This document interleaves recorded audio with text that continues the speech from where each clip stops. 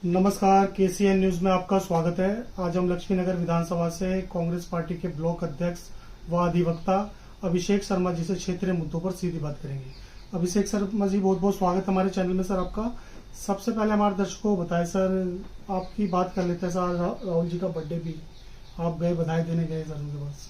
बिल्कुल, हम गए थे। हमारे नेता हैं और भविष्य में आने वाले जो 2029 में हम उन्हें प्रधानमंत्री बनाएंगे, हमने उन्हें शुभकामनाएं दी और आगे की भविष्य उज्जवल हो इसकी हम भगवान से प्रार्थना करते हैं कि हमारे राहुल गांधी जी अगले प्रधानमंत्री बने। बिल्कुल सर, आपसे जान लेंगे, काफी लंबे समय से आप कांग्रेस पार्टी से जुड़े हुए, बहुत अच्छे रूप में आप कार्यकर्ता भी हो, अपने ब्लॉक को अच्छी तरह से संभाल के चल भी रहे। आपसे जान लेंगे सर, पश्चिम बंगाल की बात कर लेते हैं। पश्चिम बंगाल में जो मौजूदा अभी भारतीय जनता पार्टी की सरकार बनी है, वहाँ पे जो वहाँ के सीएम है, उनका एक बयान आया है सर। वो कह रहे हैं मुझे हिंदुओं ने वोट दिया, मैं हिंदुओं के लिए काम करूंगा। मुसलमान ने मुझे वोट नहीं दिया, मैं मुसलमान के लिए काम नहीं करूंगा। क्या कहेंगे इस तरह की बयानबाजी को लेकर सर आप? देखिए जी, मैं बंगाल के जो वर्तमान सीएम हैं बीजेपी के, उनकी मानसिक संतुलन न बिगड़ गई है। मैं हिंदू और मुस्लिम करने के लिए कोई व्यक्ति नहीं आया है। हिंदू भी इस देश का नागरिक है और मुस्लिम भी इस देश का नागरिक है। जितना अधिकार हिंदू का है उतना अधिकार इस देश में मुस्लिम का भी है। तो ये नहीं कह सकते जो हिंदू ने वोट दिया, मुस्लिम ने दिया तो हम काम नहीं करेंगे। वो बंगाल में उनको सरकार चुने गए हैं और वहाँ के सीएम हैं, उनको सबके लिए काम करना पड़ेगा। इस तरीके के द्वेष पैदा करके और लोगों में दिग्भ्रमित करके और हिंदू मुस्लिम करके ये सरकार नहीं चला सकते। ये बीजेपी की नीति रही है जो हमेशा हिंदू मुस्लिम करती है और इन्होंने हिंदू मुस्लिम करके ही सरकार चलाया है। तो इनका क्लियर एजेंडा पता चल चुका है जो इस तरीके के बंगाल में जो हिंदू मुस्लिम कर रहे हैं ये नहीं चलेगा। जनता इनको समझा देगी और बता देगी, क्योंकि इन्हें कोई ईमानदारी से जीत के नहीं आए। ये वोट चोरी है। वहां जो हुआ है वो सबको पता है किस तरीके से नाम काटे गए लोगों को, और नाम काट कर वहां अलग किया गया नामों। एक्चुअली वोटरों के नाम काटे गए वहां पे। एसआईआर के नाम पे इन्होंने बहुत सारी धांधलियां करी। इन्होंने डायरेक्ट चुनाव नहीं जीता है, जनता के वोट से चुनाव नहीं जीता है, इन्होंने मुख्य चुनाव आयुक्त के सहयोग से चुनाव जीता है। तो मैं ये कहूंगा कि ये ना हिंदू मुस्लिम करना छोड़ दें, नहीं तो जिस दिन जनता जग जाएगी उस दिन लोगों को सर छुपाना भारी पड़ेगा। सर, जिस तरह आप कह रहे हो हिंदू मुस्लिम करके भारतीय जनता पार्टी अपनी सरकार स्थापित कर लेती है, तो कहीं ना कहीं कमी है क्या अन्य पार्टियों में जो हिंदू मुस्लिम करने में वो कामयाब नहीं हो पाते? देखिए जी, कांग्रेस हमेशा सबके साथ चलने वाली है। हिंदू मुस्लिम सिख ईसाई सबको साथ में लेकर चलने वाली पार्टी है। हम चाहे कितने भी दिनों तक सत्ता से दूर रहें, लेकिन ऐसी घटिया राजनीति हम कभी नहीं करेंगे। हिंदू मुस्लिम सिख ईसाई आपस में लड़ा के हम कभी भी अपने मतलब के लिए, अपने वोट के लिए ऐसी राजनीति हम नहीं करेंगे। चाहे हम सत्ता से दूर ही क्यों ना रहें, लेकिन हम नहीं करेंगे राजनीतिक इस तरीके का, और ना ही हमारा शीर्ष नेतृत्व इस तरीके की राजनीतिक सिखाता है। कांग्रेस हमेशा सबको साथ लेके चली है, सारे धर्मों के लोगों के लेके चली है और सबका विकास करती है। जब पश्चिम बंगाल में सर चुनाव थे तो गृह मंत्री का एक बयान आया था। उन्होंने ये बोला था जितने भी पश्चिम बंगाल में बांग्लादेशी हैं उनको अब खदेड़ दिया जाएगा। भारतीय जनता पार्टी की सरकार बन गई है पश्चिम बंगाल के अंदर। क्या आपको लगता है जो गृह मंत्री ने जो बयान दिया उस पर कुछ कार्रवाई होगी आगे आने वाले टाइम में? देखिए जी, अमित शाह जी जो है ना, केवल कहते हैं, करते नहीं है। उनके रिकॉर्ड में ये भी नहीं है जो कितने बांग्लादेशी हैं। जब बिहार का इलेक्शन हुआ था तो वहां पे भी इन्होंने बांग्लादेशियों के नाम लेकर खूब चिल्लाया था। आज तक ये बता दे बिहार में कितने बांग्लादेशियों को निकाला इन्होंने, कितने लोगों को बांग्लादेश भेजा है। बांग्लादेश जब पश्चिम बंगाल में जब इलेक्शन हुआ वहां पे भी, यहाँ पे बांग्लादेशियों के नाम पे इन्होंने चुनाव लड़ा। वहां भी बता दे जो एसआईआर हुआ उसमें कितने बांग्लादेशी निकले, कहाँ है वो बांग्लादेशी, कितने बांग्लादेशियों को इन्होंने बांग्लादेश में भेजा। ये केवल कथनी और करनी में बहुत फर्क है। ये केवल अफवाहें फैलाते हैं, जुमलाबाजी करते हैं और ये सरकार बनाती है। कुछ करने वाले नहीं है, इनसे कुछ नहीं होने वाला है। ये केवल झूठ ही आश्वासन देते हैं, झूठ बोलने में माहिर है। जितना झूठ इनसे बुलवा लो ये बोलते रहेंगे। सर, अभिषेक सर, आप जिस तरह से आरोप लगा रहे हैं कि भारतीय जनता पार्टी वादों को लेकर हमेशा झूठ बोलती है, लेकिन जनता उन्हीं के मन मुटाव भी चल रही है सर, ये भी एक बहुत बड़ा कारण है। जनता कहाँ वोट दे रही है? जनता तो आज के डेट में देखिए, एजुकेशन को लेके जितने यूथ है वो सड़क पे है, महंगाई की मार से हर एक आदमी त्रस्त है, बेरोजगार है। कहाँ जनता इनके साथ है? हाँ, केवल मुख्य चुनाव आयुक्त इनके साथ है। चुनावी षड्यंत्र है तो मुख्य चुनाव आयुक्त के इशारों पे ये चुनाव जीत रहे हैं। निष्पक्ष चुनाव करा लें, जनता इनके खिलाफ है, सड़क पे है जनता। पानी को लेके समस्या है, महंगाई की समस्या है, हर एक समस्या से जनता जुड़ रही है। इन्होंने जब से सरकार बनाया तब से आदमी जो मीडियम फैमिली है, लोअर मीडियम है, जो गरीब फैमिली है, वो तो त्रस्त है इनके सरकार में। शर्मा जी, जिस तरह से आप कह रहे हैं कि ईवीएम की चक्कर में भारतीय जनता पार्टी सरकार बना लेती है हर बार, तो कांग्रेस इन समस्याओं को लेकर कभी उच्च न्यायालय क्यों नहीं जा रही? आप खुद भी अधिवक्ता हो सर, इन चीजों को लेकर बात कर सकते हैं आप। देखिए, हम जनता में बातें रखते हैं, जनता ही सबसे बड़ी न्यायालय है। जनता जिस दिन जग जाएगी, अब जनता जग चुकी है, जग की ये बताना चाहती है। देखिए, ये वोट चोरी के माध्यम से जीत रहे हैं, वोट की चोरी कर रहे हैं। अब वोट की चोरी कैसे कर रहे हैं वो आपको ही पता है। जब मुख्य चुनाव आयुक्त के इशारे पे वोट की चोरी हो रही है तब सबको समझ चुके हैं। कोर्ट हो, चाहे फर्स्ट कोर्ट कौन सी होती है? जनता होती है।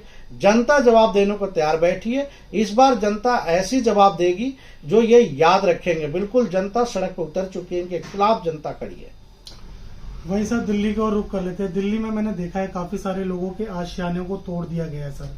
मैं कुछ ऐसे लोगों से भी मिला, वो भारतीय जनता पार्टी के कट्टर वोटर थे, उन्होंने भारतीय जनता पार्टी के लिए दिन रात काम किया, लेकिन उन्होंने ये बोला कि आज के बाद हम भारतीय जनता पार्टी को कभी वोट नहीं देंगे, हमारे आशियानों को तोड़ दिया गया। इसको लेकर कांग्रेस की अपनी क्या राय रहेगी सर? देखिए, बीजेपी बहुत गलत काम कर रही है। जो यहाँ पे लोग बसे हुए हैं उनको लीगल तरीके से उनके जगहों को तोड़ रही है। सरकार आई थी, कही थी जहाँ जगह है वहीं हम जगह बना के देंगे, लेकिन इन्होंने अपने वादे के खिलाफ काम किया। जो ये वादा करते हैं, दिल्ली में इलेक्शन के टाइम में इन्होंने खूब वादे किए।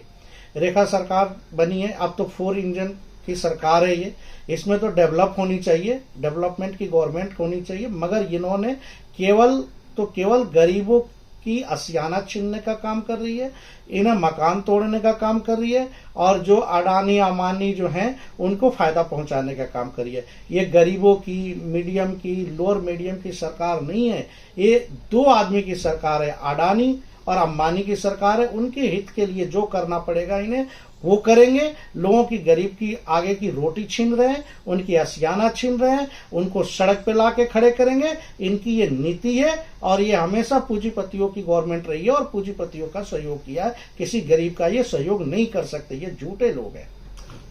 अभिषेक जी, आप जनता के बीच आते हैं, जिनका आशियानाओं को तोड़ दिया गया है, तो जनता क्या इस बार परिवर्तन चाह रही है क्या?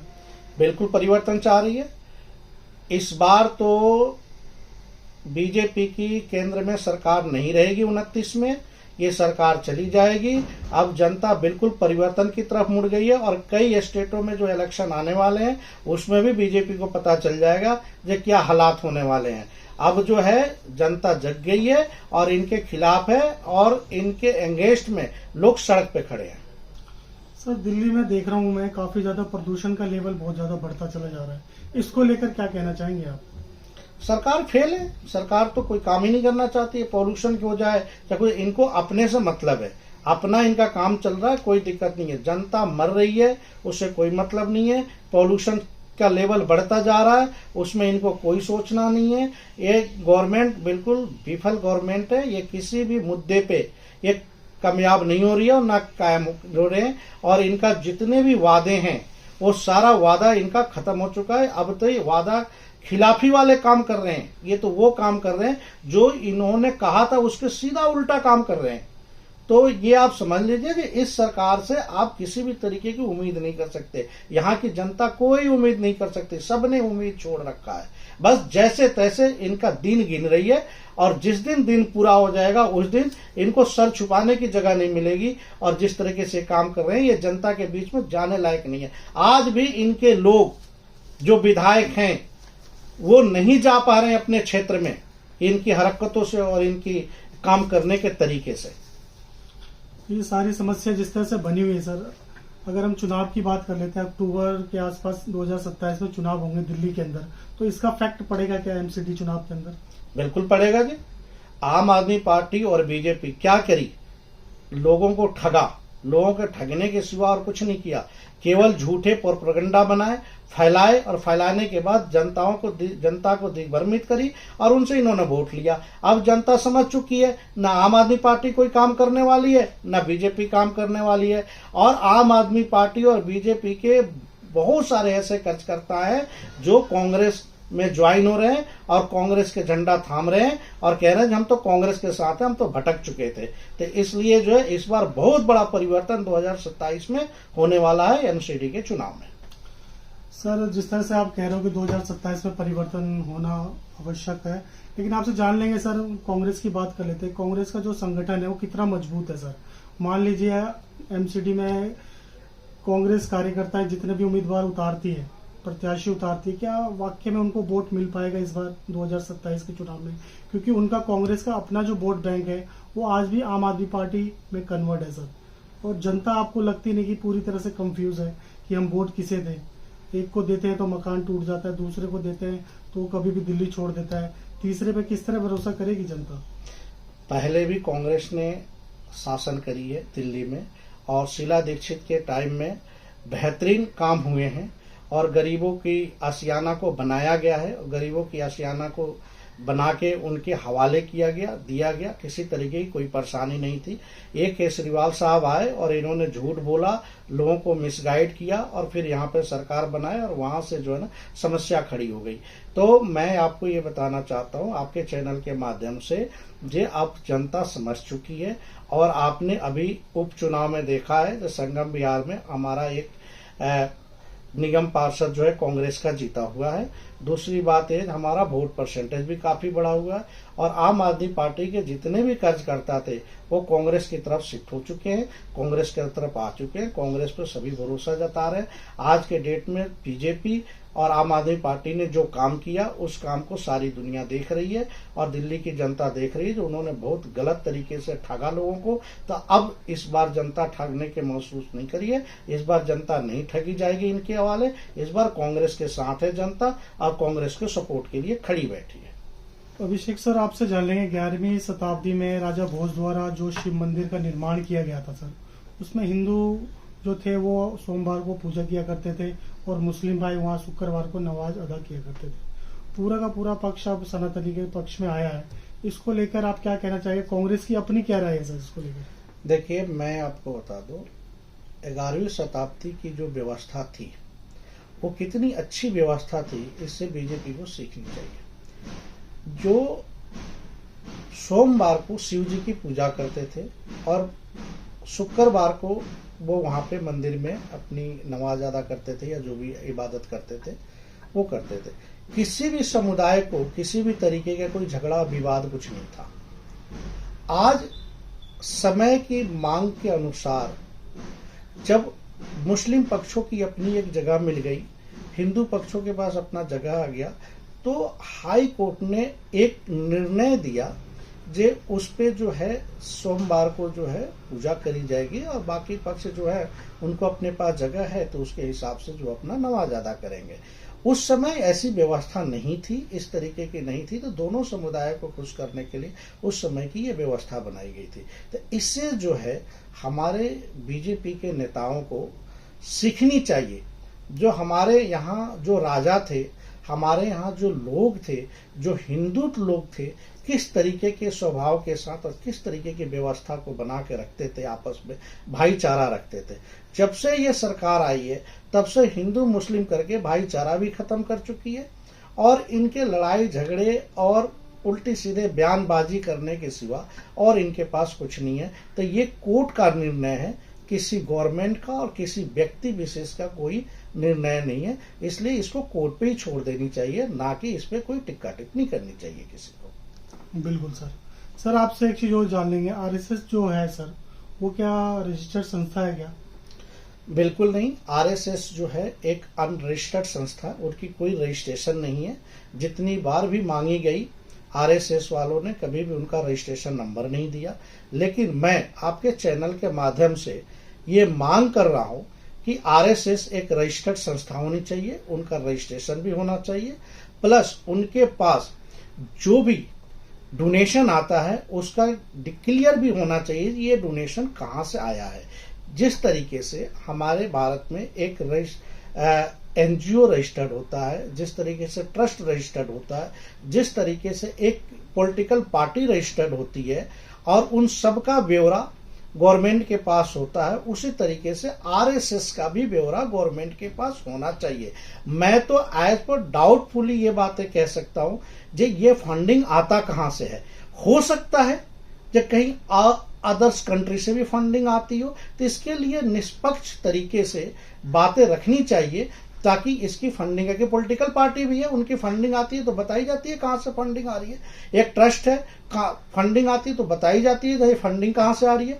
एनजीओ है, उसमें कोई फंड जमा दिखता है, कोई फंडिंग करता है, उसको बताया जाता है ये फंड कहां से आ रहा है। इस तरीके से आरएसएस को भी निष्पक्ष होना चाहिए ये फंड कहां से आ रहा है। कल को ऐसा ना हो जो संदिग्ध में के घेरे में आए। इससे पहले कि ये हिंदुस्तान के लोग, भारतवासी जो है इस पे क्वेश्चन कर रहे हैं, अब क्वेश्चन पूछने लग गए हैं, तो अब आरएसएस के लोगों को और मोहन भागवत जी को इस पे स्पष्टीकरण देना चाहिए। बहुत बहुत धन्यवाद अभिषेक सर, आपने समय निकाल के हमसे बात की सर। शुक्रिया, धन्यवाद सर, थैंक यू।